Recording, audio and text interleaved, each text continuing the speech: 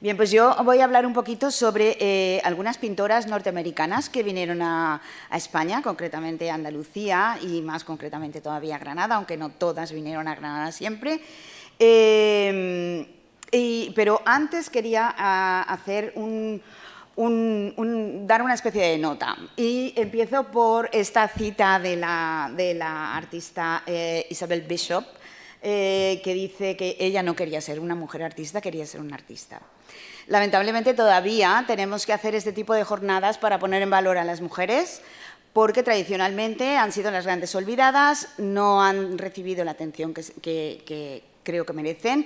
En el caso de estas pintoras, la razón no fue desde luego la calidad de su obra, sino más bien el haber creado su trabajo en un entorno en el que el canon era mayoritariamente masculino. En el caso de las mujeres pintoras, el caso es, a veces la investigación se complica muchas veces por las características de su propia obra y también por el hecho de que estén viajando. Porque creo que es mucho más fácil tener una pluma y un papel que tener todos los útiles para pintar, aunque sea un lápiz y un papel o unas acuarelas. Necesitas una serie de elementos y elementos que normalmente son sobre papel y que son muy débiles, muy delicados y que han desaparecido en la mayoría de las ocasiones. Pero otras muchísimas obras también han desaparecido, no por la delicadeza del soporte, sino porque realmente no se han valorado, se han perdido o se han destruido a lo largo del tiempo. Bien, una vez dicho esto, empiezo un poco introduciendo muy brevemente ¿qué pasaba con las mujeres norteamericanas después de la Guerra Civil? Bien, pues que tuvieron un crecimiento astronómico en el sentido de que salieron de los espacios privados de la casa y del hogar, de la familia, y salieron a los espacios públicos, prácticamente los tomaron las calles, tomaron la política, tomaron el trabajo y realmente tuvieron un papel tuvieron un papel trascendente tanto en la abolición del esclavismo como en el voto femenino, como en la incorporación al trabajo o en la política en general. En cuanto al entorno artístico, concretamente, hay que decir que, bueno, que en Estados Unidos en ese momento era un país en plena industrialización, boyante, las grandes fortunas se estaban creando y hubo muchos proyectos e iniciativas culturales a las que las mujeres se sumaron de forma prácticamente masiva. Empezó a haber mujeres escritoras, periodistas, grabadoras, ilustradoras, etc. Uno de los campos en los que más se favoreció el trabajo de las mujeres fue en el campo de la ilustración, en ilustración de libros, de revistas, etc. Tenemos he puesto este ejemplo de la artista Alice Moore, que aunque no vino a España, o no tengo constancia de que viniera, sí que ilustró cientos de cubiertas de libros y en este caso, como ven, son dos libros que nos suenan mucho a todos y que de los que ya hemos hablado y de los que hablaremos, creo, que son La conquista de Granada y Los cuentos de la Alhambra de Washington Irving, que eran a la sazón superventas entre el público norteamericano. Bien, pues ya concretamente en el campo de las artistas, ¿quiénes eran estas mujeres? ¿De dónde procedían? ¿Y por qué vinieron a Andalucía? Esto es lo primero que vamos a ver muy brevemente.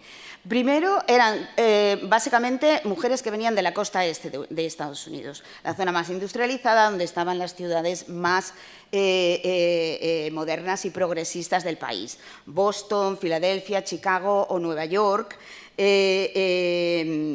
empezaron a contar con instituciones académicas, artísticas, muy pronto.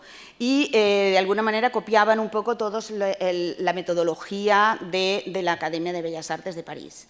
Pero en Estados Unidos la particularidad fue que desde 1857 las mujeres ya eran admitidas en estas academias, mientras que en la Academia de París no fue hasta 40 años después, hasta 1897, perdón, sí, 40 años después.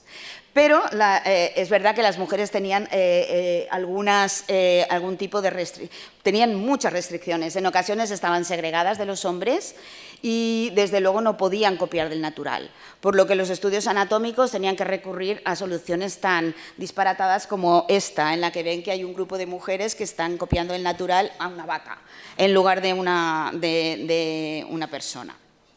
Bueno, esto es un poco broma, pero realmente esta era la realidad del momento.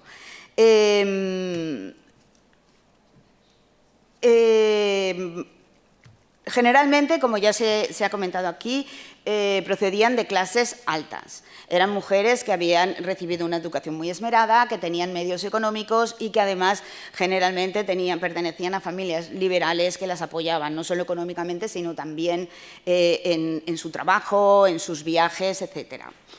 Generalmente se formaban en sus lugares de origen, en las escuelas que he comentado que se habían creado ya a lo largo del siglo XIX, y después algunas de ellas se formaban en academias privadas,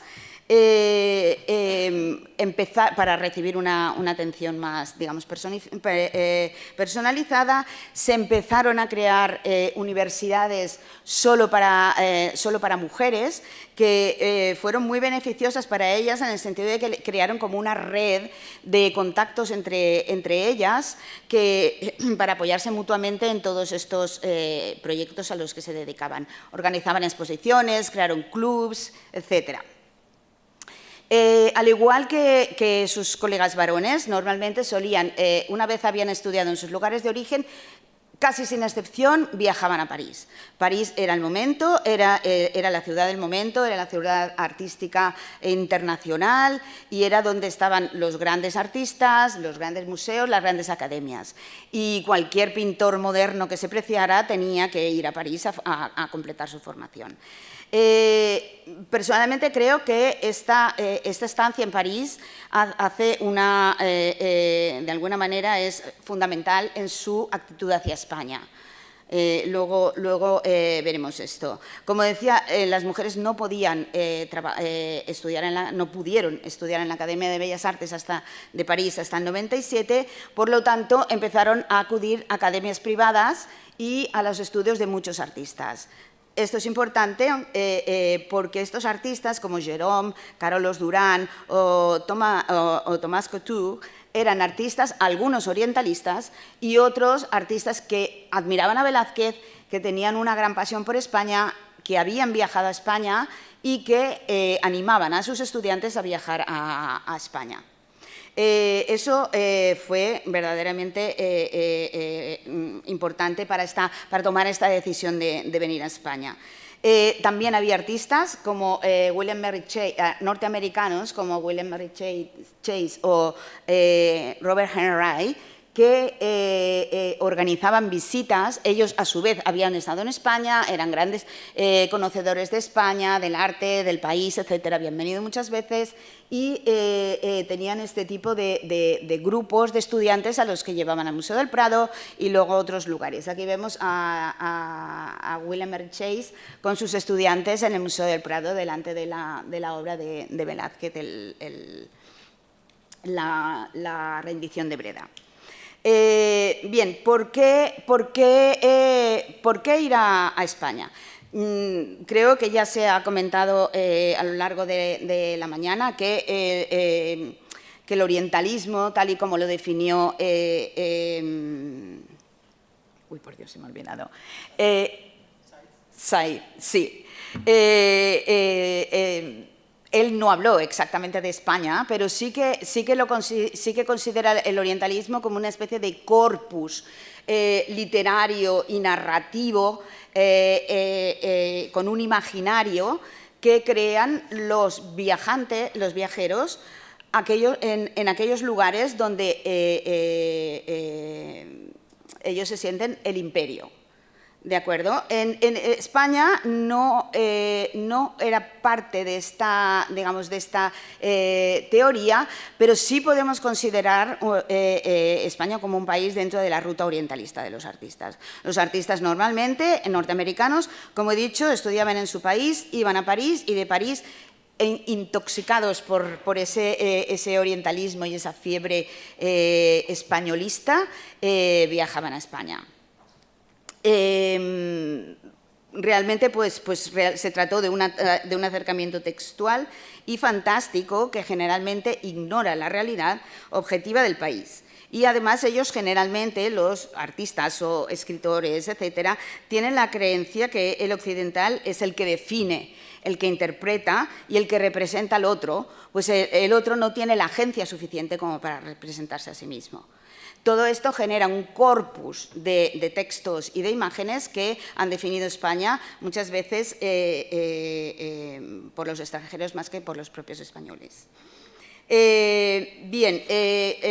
Casi todas la mayoría de los artistas norteamericanos que vinieron a España y algunas mujeres, después de pasar por la península ibérica, viajaban al norte de África.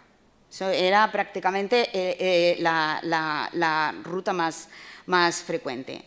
¿Y por qué viajaban a Andalucía? ¿Qué buscaban en Andalucía? Pues un poco lo que hemos comentado esta mañana, ese pasado glorioso de España, esos monumentos árabes, pero también toda una imaginería de tipos populares, de flamenco, de toreros, de gitanos, etcétera, que eran realmente lo que les interesaba a sus clientes, lo que vendía.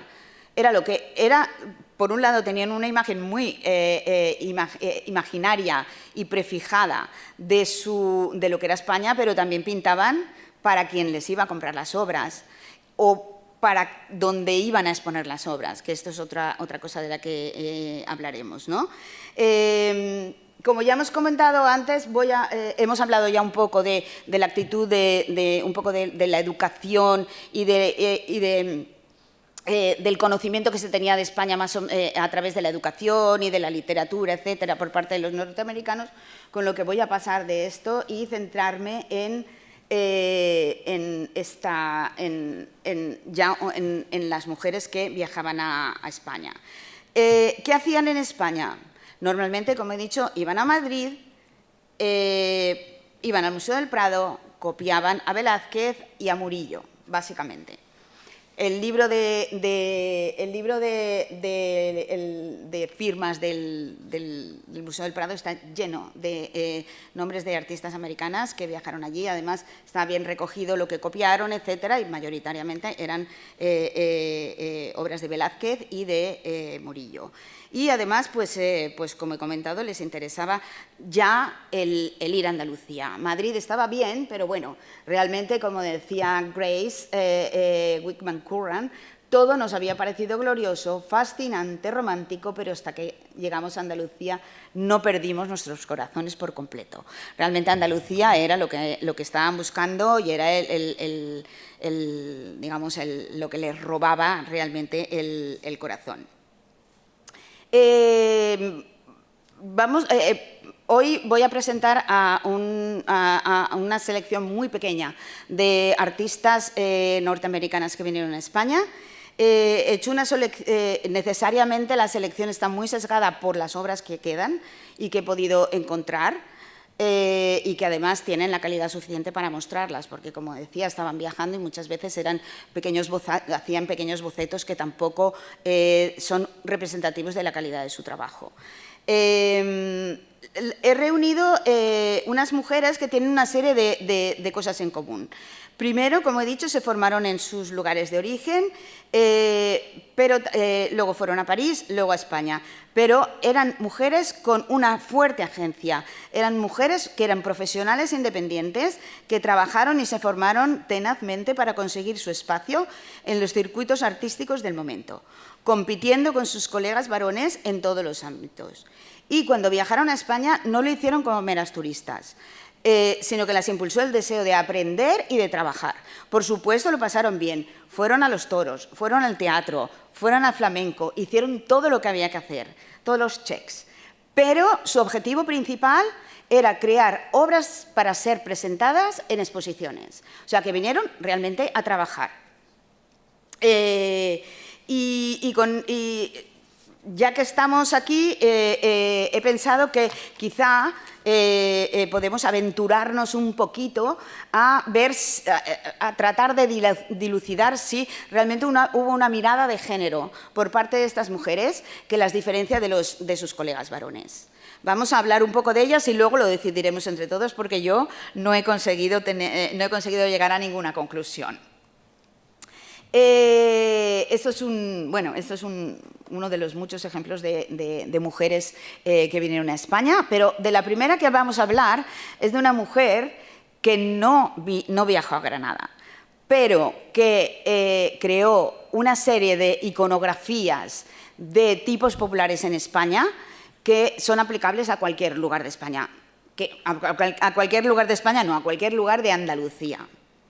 Ella era Mary Cassatt y la he llamado la señora de la Casa Pilatos porque ella viajó a Sevilla y sola, absolutamente sola, y en 1868 y fue capaz de alquilar unas habitaciones en el Palacio de Pilatos, en Sevilla, y donde pasó 4 meses pintando. Pintó 8 obras, 3 de las cuales presentó en el Salón de París al año siguiente. O sea, que tenía muy claro a lo que venía España. Lo que no quiere decir que no tuviera sus fantasías como el resto de las pintoras.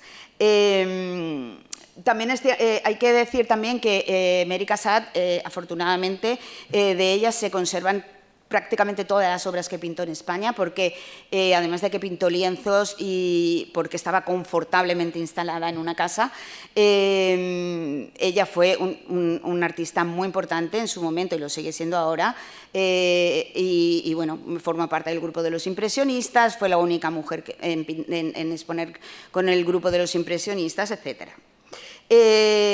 Realmente su formación en principio no difiere del resto de las pintoras que hemos dicho. Venía de una familia con muchísimo dinero, que había vivido en Francia y en Europa en su niñez, había estudiado en Estados Unidos, etcétera. Pero en 1666 regresa a París y estudia con 2 de los artistas que hemos mencionado, con Gérôme y con Thomas Couture. Thomas Couture había sido a su vez maestro de Manet, quien, por supuesto, fue otra de las grandísimas influencias en todos estos artistas, pues había venido a España y había creado una iconografía de lo español. Entre sus obras está esta, y bueno, me imagino que todos ustedes conocen la obra de Manet. Es una obra que en España que se caracteriza básicamente por toreros, por mujeres en el balcón, etcétera. ¿Qué es lo que pinta Mary Cassatt en España? Pues un poco siguió un poco las directrices establecidas por Manet. En cualquier caso, sabemos que en 1868 llega a Madrid con muchísimos contactos, era una mujer súper activa, ya había buscado contactos en Boston para que la introdujeran en la sociedad sevillana, etc. Entonces, cuando llega, empieza a pintar. ¿Y qué es lo que pinta?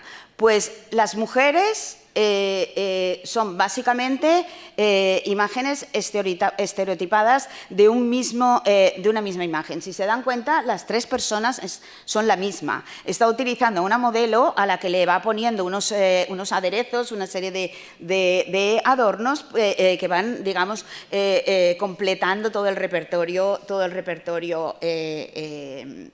españolista. Esto es lo que ella normalmente pintaba. Normalmente Mary Cassatt en sus pinturas, ella vivió siempre en Francia después de España, después de su viaje a España.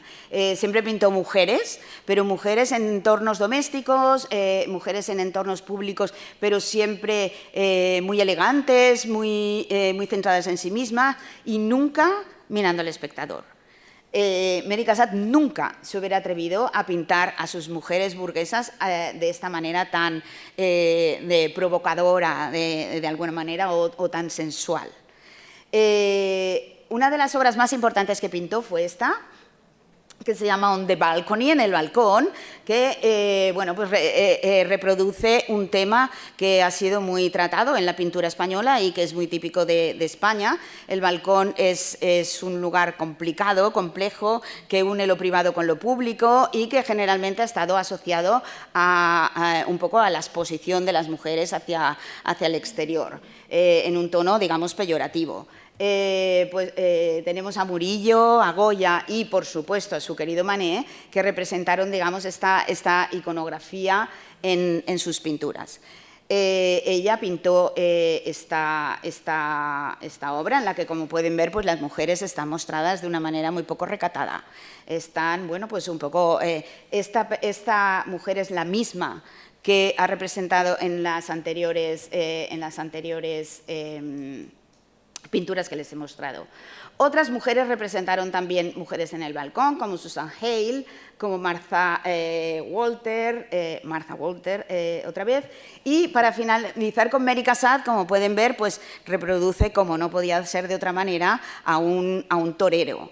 A un torero que está en una situación un poco particular, pues lo vemos que está de alguna manera flirteando con una mujer a la que no vemos, que le está ofreciendo una bebida y está un poco como totalmente fuera de contexto. Es un torero que no está en una plaza de toros ni en ningún contexto relacionado con los toros. Es simplemente digamos, una imagen, es un icono de toda esta iconografía españolista que había que representar. Bien, hay otro... he dicho que Mary Cassatt, vamos a pasar a otro grupo, he dicho que Mary Cassatt viajó sola, pero realmente no era habitual. Normalmente las mujeres solían venir acompañadas de familiares o de compañeras o amigas, como es el próximo caso del que voy a hablar. Y antes de empezar a hablar de este grupo de mujeres fascinantes que vinieron a España, tengo que decir que de lo que voy a hablar no es solo trabajo mío, es un trabajo que está en proceso. Estamos trabajando en ello. Mi colega y, sin embargo, amiga Cristina Morales Segura, que está aquí presente, estamos trabajando con este grupo de 4 mujeres que viajaron a España y que hicieron unos recorridos realmente muy interesantes, que viajaron prácticamente a Tarragona, a Valencia, a Barcelona, a Alicante, a Murcia, se recorrieron prácticamente la península. Una de ellas se llamaba Anna Dixwell, la otra Elizabeth Booth, y sus acompañantes eran Anna Putman y Mary Washburn. Las dos primeras, Anna Dixwell y Elizabeth Booth, fueron las más, digamos, las más importantes en su momento. En realidad hubo 2 viajes. El primer viaje lo hizo Anna Dixwell con Anna Putman, y viajaron también por España, alrededor de toda la península. Perdón, que se me olvidó comentar que el nexo de unión que unía a estas mujeres es que todas ellas eran originarias de Boston, y habían estudiado con un pintor que se llamaba William Morris Hunt. Hunt les inculcó mucho la pintura al aire libre y les recomendó que fueran a Francia a estudiar. Y a partir de Francia ya hicieron todas las conexiones para convertirse en unas buenas orientalistas. Esta imagen viene de un cuaderno de dibujo que hizo Elizabeth Booth en su viaje a España, en el que ven a las cuatro pintoras. Esta es la primera página del cuaderno de dibujo y ven que están sentadas sobre unas maletas.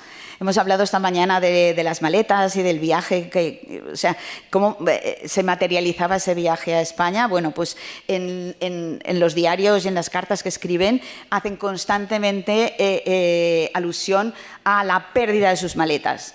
A cada lugar que iban les perdían sus maletas y les costaba 3 o 4 días recuperarlas, pero realmente lo cuentan de una manera bastante divertida, jocosa, no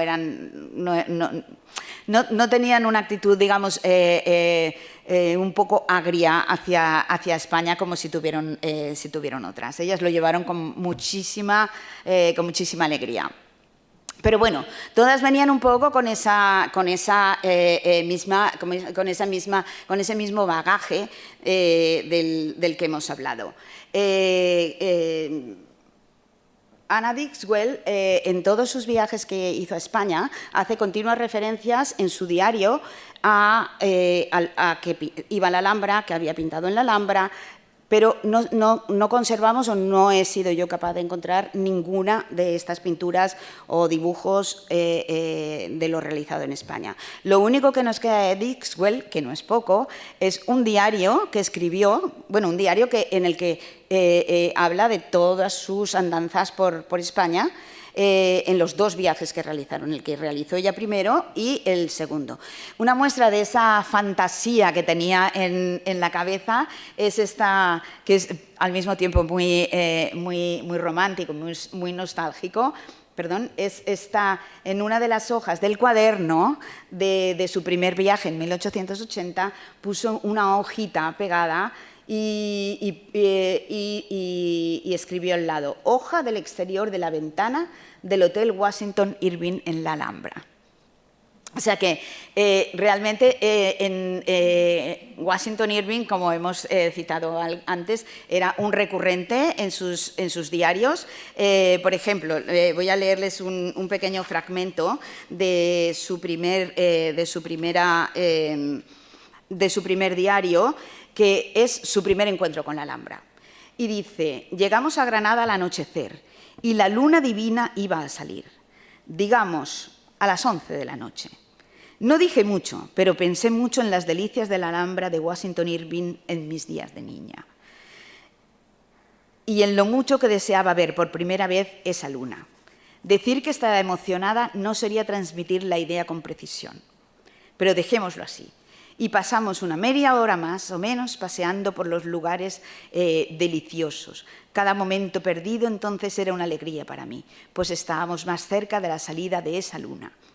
De repente nos encontramos con la vista de la ciudad de Granada, con la luna menguante justo por encima de las colinas. O sea, realmente ella vino con la imagen de esa luna sobre la ciudad desde la Alhambra, y hasta que no consiguió verla, no paró, aunque pasara toda la noche dando vueltas por la Alhambra. Bueno, estas referencias en su diario son constantes. Hace, por supuesto, alusiones al Patio de los Leones, al último suspiro del Moro, que es la montaña, según ella, en la que Boabdil se despidió de Granada, etcétera, etcétera. En el siguiente viaje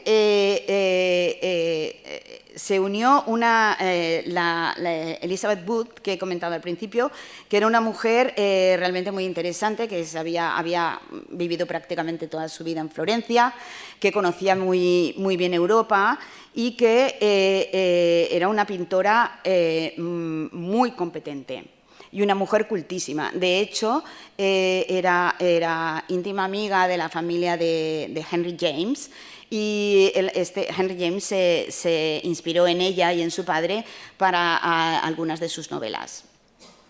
Bien, pues he comentado antes que Elizabeth Wood llevó un cuaderno de dibujos en los que fue pintando todo aquello que se encontró en España. Yo obviamente he hecho una selección solo de aquello que está relacionado con Granada y con la Alhambra. Es muy interesante, y es en lo que estamos trabajando mi compañera y yo, en relacionar los textos con las imágenes, las pocas imágenes que nos quedan, y en ello es en lo que estamos. Fíjense en esta imagen porque luego la van a ver pintada en un lienzo. ¿Qué hicieron las amigas? Pues obviamente fueron a los toros. Y no solo a los toros, fueron a ver a Frascuelo. Y lo cuentan, conocían perfectamente al torero y sabían, se llevaron a un guía para que les explicara un poco cómo era todo el procedimiento de entrar y salir. No sabían muy bien cuándo había que salir de los toros. De las 4, 2 se fueron al segundo toro porque no podían soportar más. Pero tanto Elizabeth Wood como Annie Diswell se quedaron. Y esto fue en el 81, pero veo aquí en su cuaderno de dibujos fue pegando entradas y tickets, y vemos aquí como en el año anterior también había estado en los toros en Madrid. O sea que realmente, aunque generalmente los norteamericanos abominaban de los toros, solían ir una y otra vez a las corridas de toros. Y desde luego lo representaron en muchísimas ocasiones. Como decía, estas dos mujeres, las dos, digamos, que eran artistas más importantes, Anna y Elizabeth Wood, expusieron sus obras cuando regresaron a Boston, todas las obras que habían pintado en Granada. Aquí tenemos este ejemplo de Elizabeth Wood, que es el único que nos queda junto a su cuaderno de viajes, en el que vemos que ha representado una parte de la Alhambra que he visto que esta mañana Margaret nos ha puesto una imagen del mismo rincón pintado por Robinson. ¿Robinson era? Sí, Robinson.